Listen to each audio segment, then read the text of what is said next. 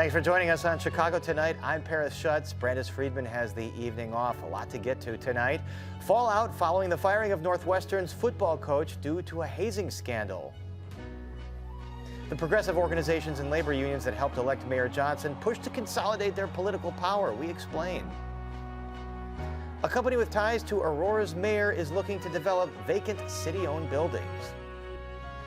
An exhibition at the National Museum of Mexican Art places native Mexican cultures front and center. And a preview of a new documentary about the history of baseball's Negro Leagues. Now to some of today's top stories. An old Lincoln Square motel that was on track for demolition is now slated to become a shelter for some unhoused Chicagoans. A city council committee endorsed the plan to spend $2.9 million to purchase the Diplomat Motel on Lincoln Avenue.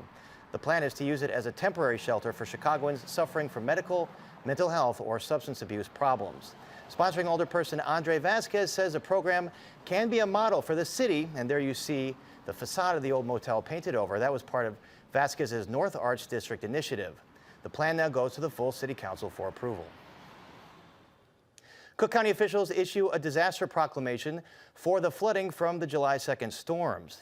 County Board President Tony Preckwinkle made the announcement this afternoon, noting the nearly 9 inches of rain that fell in parts of the county that include Berwyn, Cicero, and Stickney. The disaster proclamation gives the county the ability to pursue state and federal resources to help assist residents in recovery efforts. Meanwhile, a group of Cicero residents are calling for better wastewater management in the wake of the historic flooding there. Specifically, they're calling for more investment in infrastructure, particularly green infrastructure, to help manage what they call a chronic problem when it rains. They say water quality, sewage, and more have been issues there for years, and they're calling on municipal, state, and county leaders to fix them. 2 towns over at Oak Park and Berwyn, and we see that there is dry land. So we know that this is a choice that they are making each day to continue to flood out the poor communities. Right. And we know that this infrastructure is crumbling right before our eyes, and no one is doing a darn thing to save us.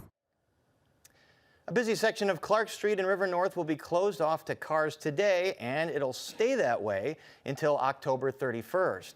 City officials announced Clark between Grand and Kinsey will stay closed to auto traffic 24 hours a day, 7 days a week, so that more than a dozen restaurants can expand their outdoor dining capacity.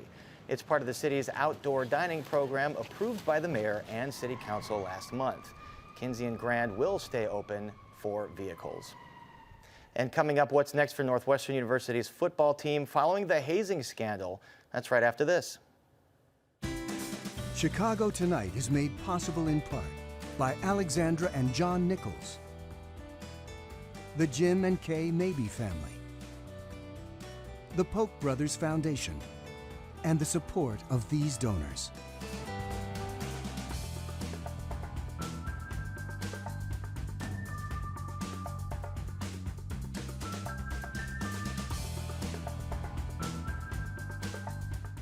Northwestern University's football coach Pat Fitzgerald has been fired. This comes after hazing allegations have resurfaced, including coerced sexual acts and claims of a racist environment. But the firing still leaves many open questions about how the school handled the fallout and what happens next. And joining us to talk about the allegations are Rick Tellender, a sports columnist with the Chicago Sun-Times. He also played football at Northwestern. And Susan Lipkins, a psychologist and author of Preventing Hazing. We also reached out to Northwestern University President Michael Schill, who said he could not join us for this conversation. We invited athletic department leadership, but also did not hear back, and contacted Pat Fitzgerald's attorney, Dan Webb. He declined our invitation for tonight, but we are thankful that the two of you are here. Rick Tellender, as a columnist, as an alumnus, your reaction to the hazing scandal and all the events that have led up to this firing. Well, it kind of caught me by surprise, all of it, but it's actually been a slow building thing. I guess, as I said in my column, it's like the fuse was lit a long time ago. Times have changed. The things you used to be able to do, you can't do anymore. And if it offends somebody, whether it's, as you brought up, sexual nature, hazing always has either drinking, some power element to it, somebody stronger than you, or some sexuality thing to it. That's kind of the way you demean people. And it's supposed to be funny, and it's supposed to be bonding.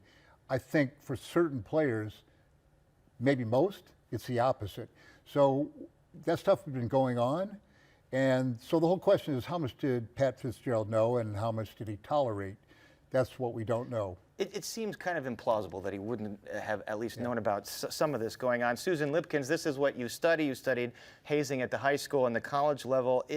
When we look at some of the allegations brought forth by Northwestern University journalists in their articles on this, there was naked dry humping, shower activity, very sexual in nature. Is this common in sports hazing rituals? Unfortunately, I think it's very common. We see a lot of sodomy in high school hazing on athletic teams, and it follows the... Susan, I'm sorry, we're having a hard time hearing you. Is your mute button on? And I don't think Okay, I'm sorry. Keep going. Testing. Can you hear me? Yes. Can you? Yes. Okay. The sexualized hazing has been going on for at least 20 years and has just been increasing over the last 2 decades. I find lots of sodomy in athletic teams throughout high school, and those students typically come to college and they're re-hazed. They're ready to be hazed and ready to haze others. And the sexuality has just been increasing in severity. And it's usually done to humiliate the person as quickly as possible, to let them know that they have zero power and that they are at the bottom of the hierarchy. Rick Tellender, and that's what you mentioned. Yeah. I mean, this behavior is meant to demean younger players in a bonding exercise.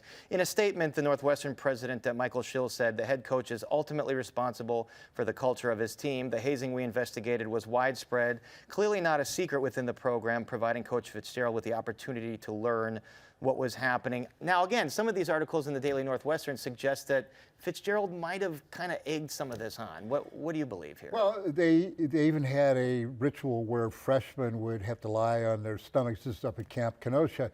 They put watermelon on a big slice of watermelon on these towels, and all the freshmen would have to lie there with their hands behind their back and eat the watermelon as fast as they could, everybody cheering, the upperclassmen.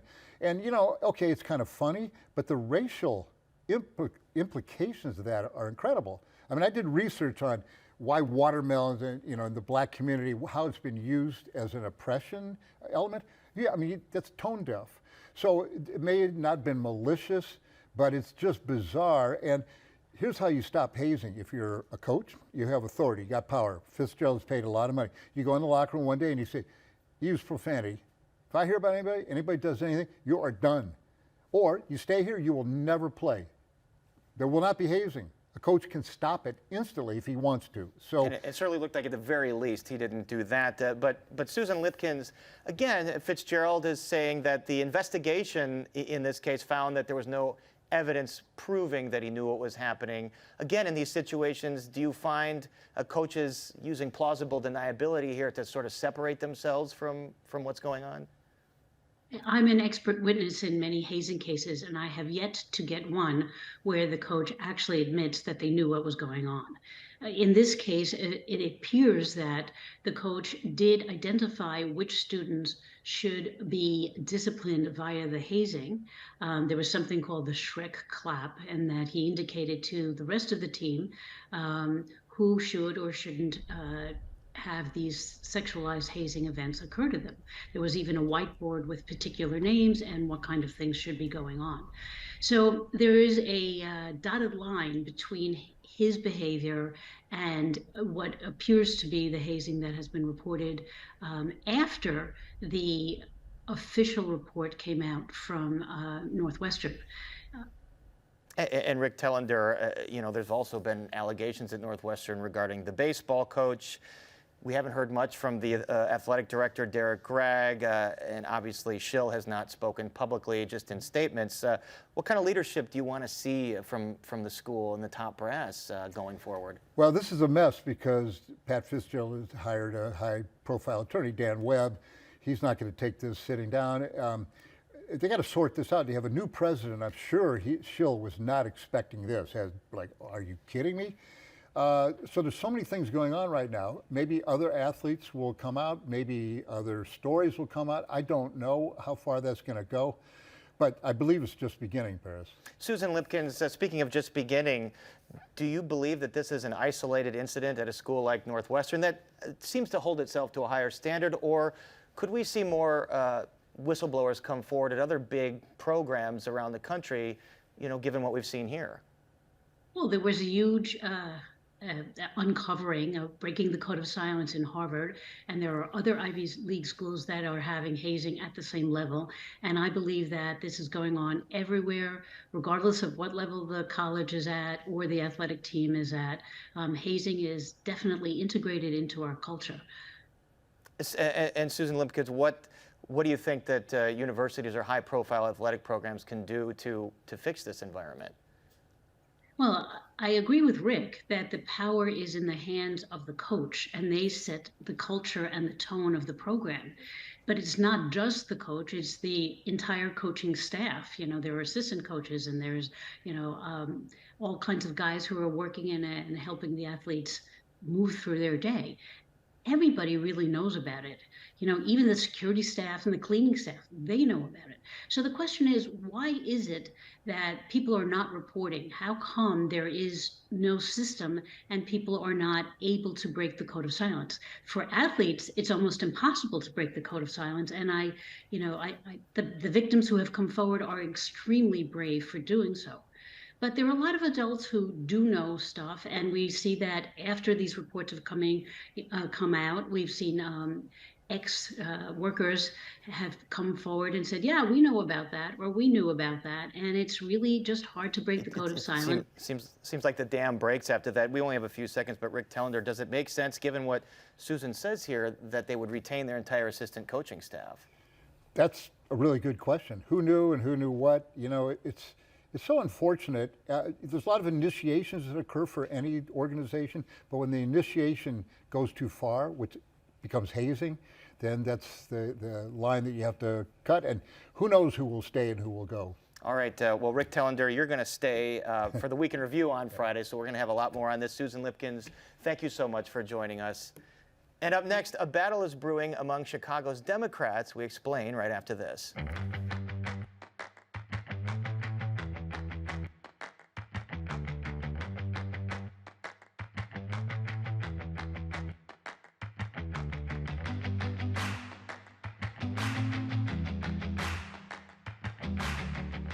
Some residents on Chicago's Northwest Side have a new state senator. CPS teacher Natalie Toro will replace Cristina Pacione-Zayas in the 20th district seat. But Toro's appointment sets up a fierce battle next spring as the progressive political organizations and labor unions that helped elect Mayor Brandon Johnson push to consolidate their political power.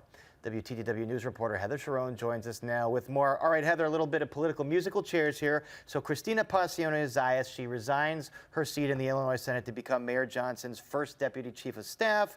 Then 11 Democratic committee people in that area come together to pick her replacement. Toro, how did that vote break down? Well, together, Alderman Scott Wakesback and Circuit Court Clerk Iris Martina had just about enough to pick whoever they want to sit in that seat, at least until the next election. And they picked Natalie Toro, who's a political protege of Martina's, who's really been leading the opposition to that progressive political movement that's been ascendant on the Northwest Side. All right, so what else do we know about Natalie Toro and her background? She's a kindergarten teacher at Goethe Elementary School on the Northwest Side. She's not active in CTU, and she ran for the Cook County Board of Commissioners and lost, finishing third behind Anthony Quezada, an ally of Alderman Carlos Ramirez Rosa, who did not support Toro's appointment last night. And you mentioned to me before this segment, it is Goethe Elementary, That's not right. Goethe, just for the viewers out there. So now she says she's going to run in the Democratic primary, hoping to win a full term. How's that race expected to break down? She will likely face Graciela Guzman, who is Pacione-Zayas' district director and has the united support of the progressive political movement that put Johnson in office and notched a series of victories in the last Democratic primary in 2022. She says she's determined to unseat Toro, even though now Toro has a leg up as the incumbent. So it's a proxy battle here between the two factions of the Chicago Democratic Party, maybe more centrist or conservative portion, the more Democratic Socialist portion. Who has the edge? Well, like I said, as an incumbent, that's always an advantage. But Guzman sort of has the momentum. Not only did the progressive movement win the Chicago mayoral race, they have really sort of consolidated their power through those victories that I mentioned. This will be a test of that political power. All right, Heather Sharon, thanks very much. And you can read Heather's full story on our website. That's WTTW.com/news.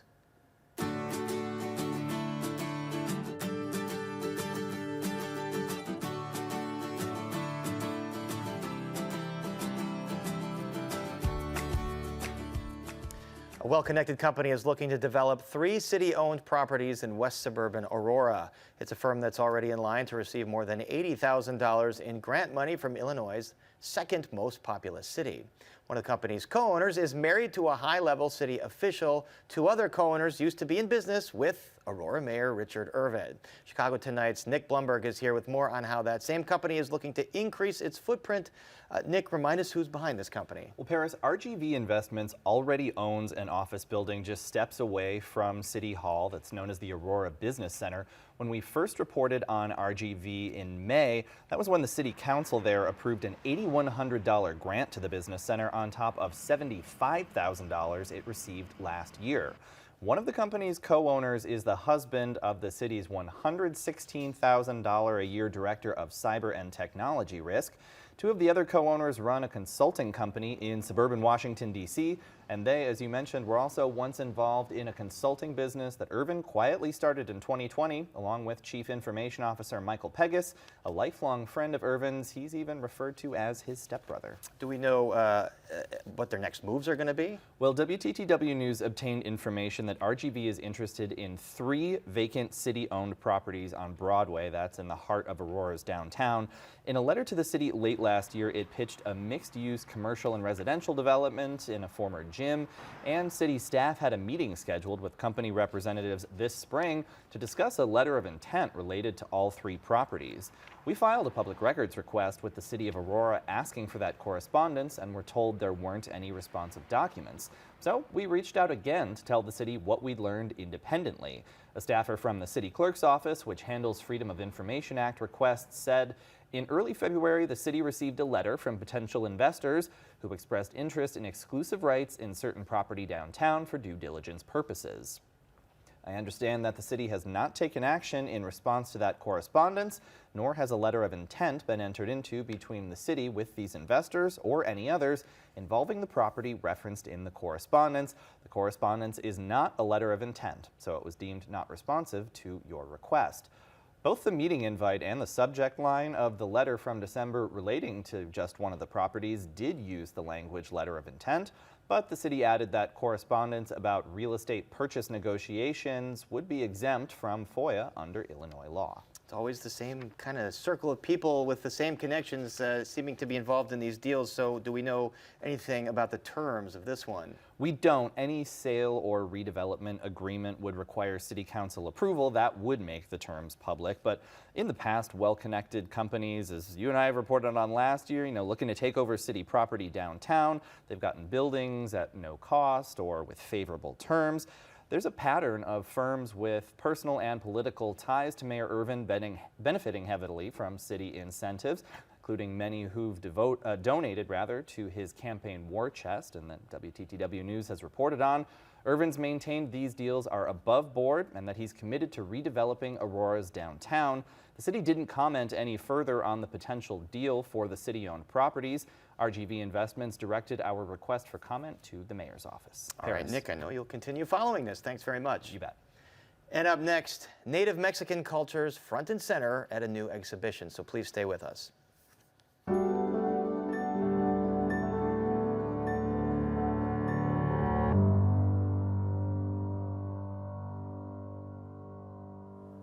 What does it mean to be Native Mexican after centuries of colonization, and how do those cultures present themselves today despite efforts at their erasure?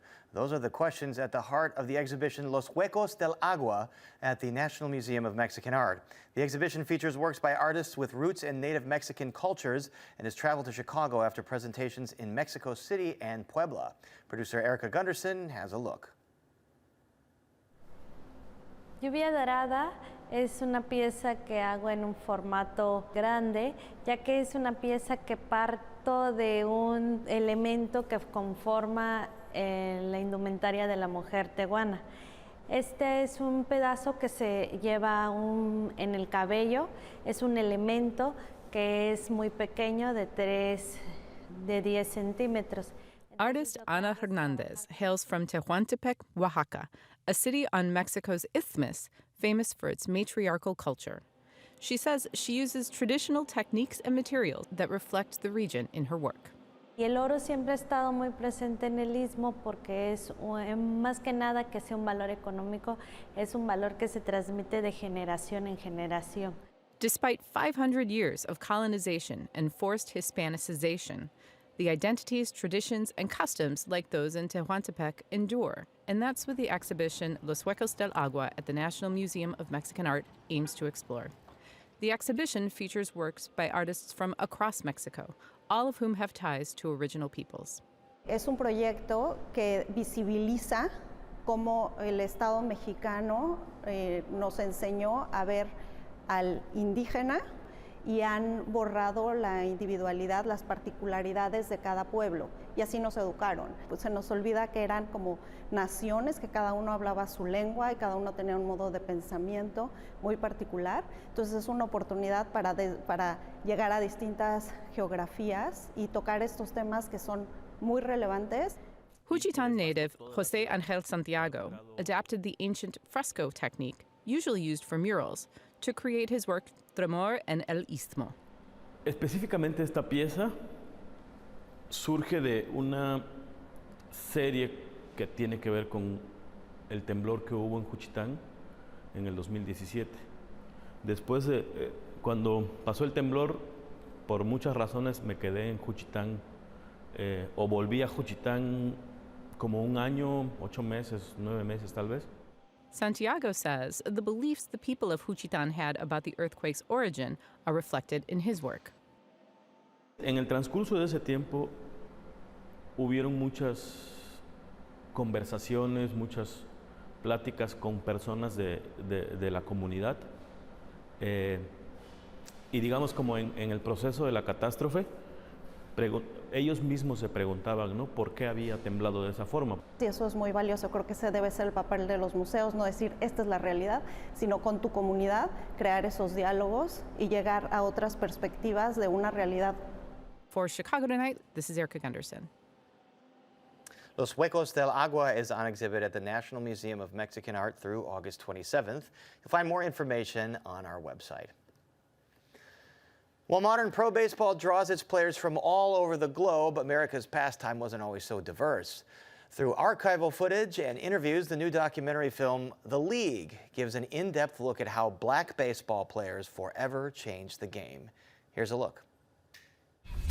Negro Leagues players made the game more up-tempo, bunt and run. Base stealing, these incredibly acrobatic catches.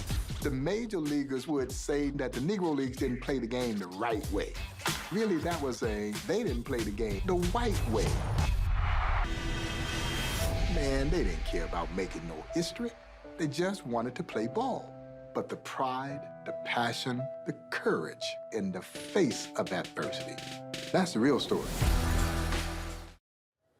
It's going to be a great film. It's the brainchild of producer Byron Motley, whose late father, Bob Motley, was the last living Negro Leagues umpire. So my first interview was with my father and Buck O'Neill and a couple other players at the Negro League Baseball Museum, my hometown in Kansas City. And so I flew there and took a little crew with me and had raised a little money to start the process and just started doing these interviews and falling in love, I mean, really in love with each of these men and women who were a part of the story. It's American history, and it may be history that most people don't know about. And it came at a time when Blacks really needed to create something of their own. And they did that with baseball. Black players were the first to go to Latin American countries and introduce the game of baseball to Latin Americans through Cuba, Puerto Rico, Venezuela, you name it. And Blacks were the first to go to Japan to play baseball. So with the influx of great Japanese players in the majors now, I always say that they are byproducts of the Negro Leagues as well, because their ancestors learned the game from these great Black players. It's beautiful history, and it's fun and it's engaging. And for me, it was life-changing. Great historical footage there. The league is showing at select theaters across Chicago tomorrow, and you'll find more details on our website. And that is our show for this Tuesday night. Join us tomorrow night at 5:30 and 10. A panel is set to announce the top 3 finalists for Chicago's next Top Cop. Our Spotlight Politics team has a preview.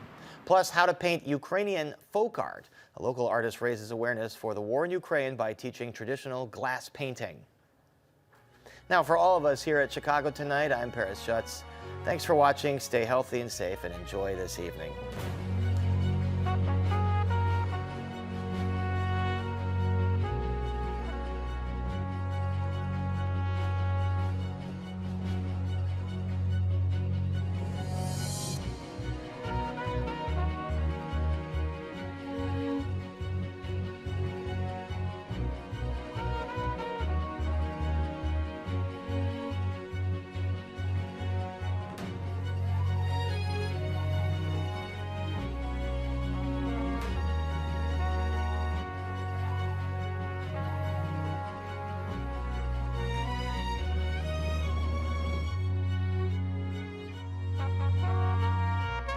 Closed captioning is made possible by Robert A. Clifford and Clifford Law Offices, a Chicago personal injury and wrongful death firm, and proud sponsor of programming that offers advice and strategies to enhance the physical and mental well-being of fellow legal practitioners in Illinois.